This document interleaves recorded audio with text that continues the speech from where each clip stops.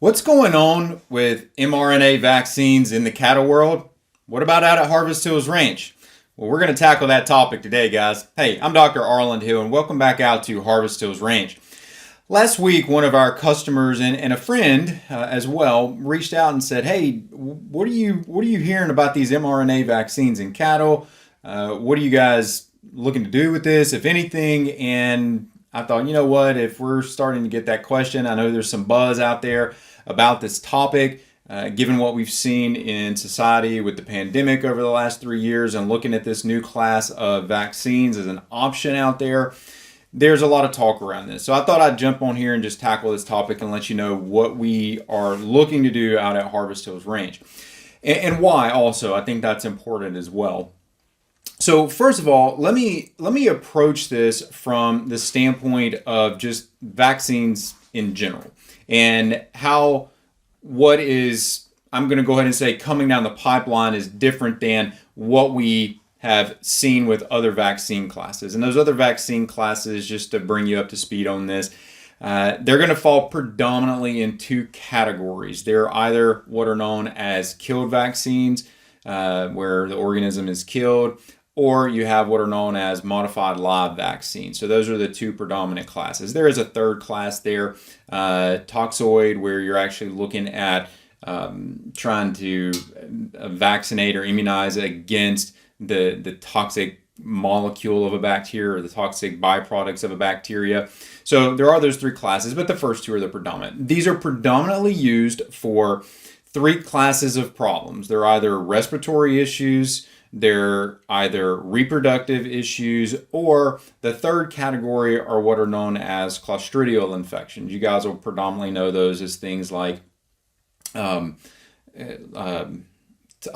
my gosh, tetanus. Blanking on that for a moment, but tetanus would fall into that category. So they're clostridial organisms, and these are predominantly what these cattle vaccines have been used for.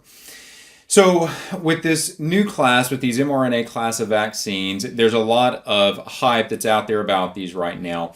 And so let me speak to what I've actually been able to find and validate and what you need to know as the consumer.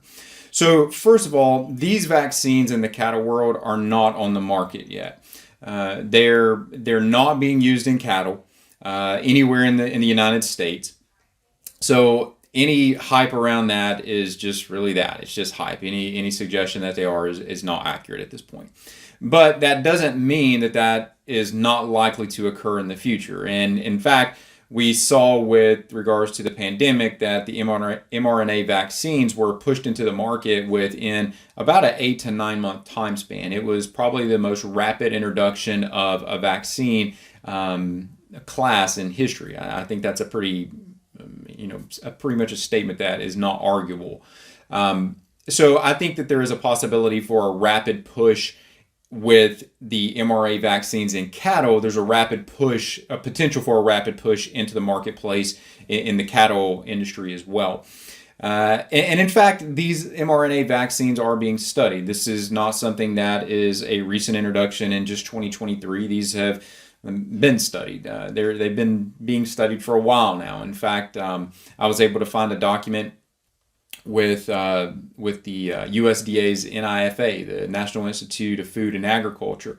Find a document on their website where where Iowa State University has been studying mRNA vaccine. Study started in 2021. It's expected to end in 2026, and so these are currently under study right now. So it just would lead to the expectation that if these are being studied in a major university, especially in a university that has such a prominent agriculture department and is well respected in that arena, if they're studying it, and they're not the only ones, that we would begin to see these in the marketplace at some point.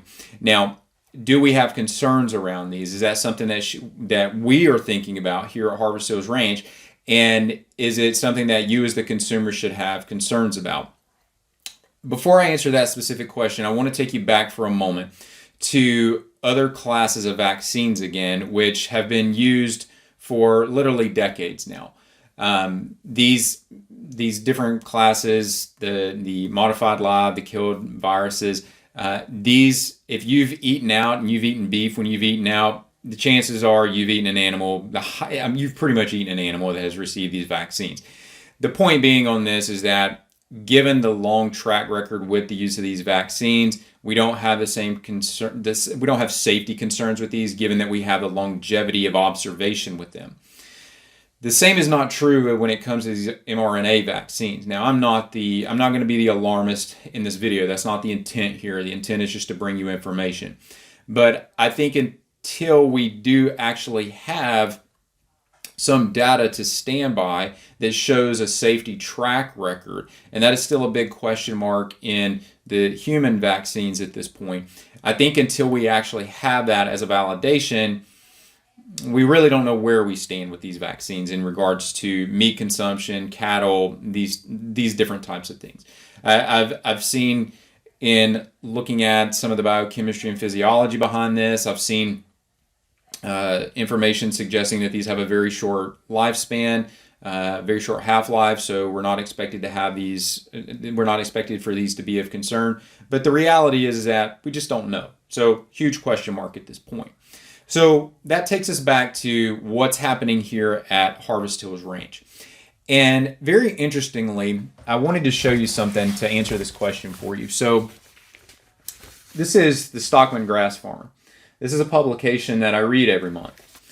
Last week, my dad and I were sitting in the barbershop, and we were waiting to get our hair cut, and I'm flipping through, reading articles in here, and there was an article in here where someone put a commentary in, and they were asking about natural immunity, and they had some concerns again around the mRNA vaccines, and they were simply asking what they could do in place maybe of a vaccine, but more importantly, what could they do to bolster the natural immunity of the animals.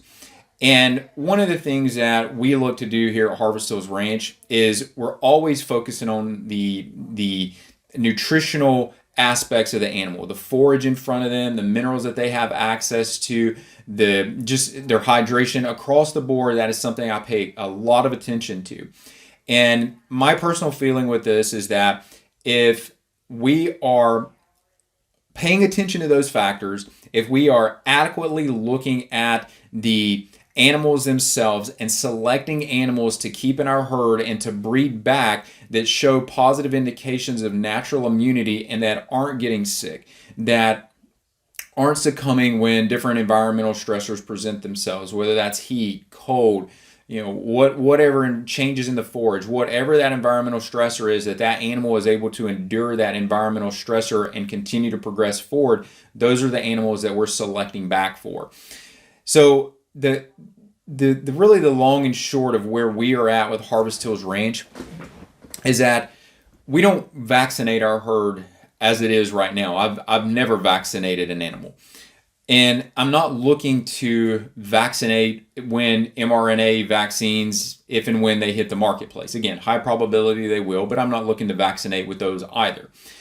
And it's simply just a philosophical thought process, and it's based in my experience in human nutrition.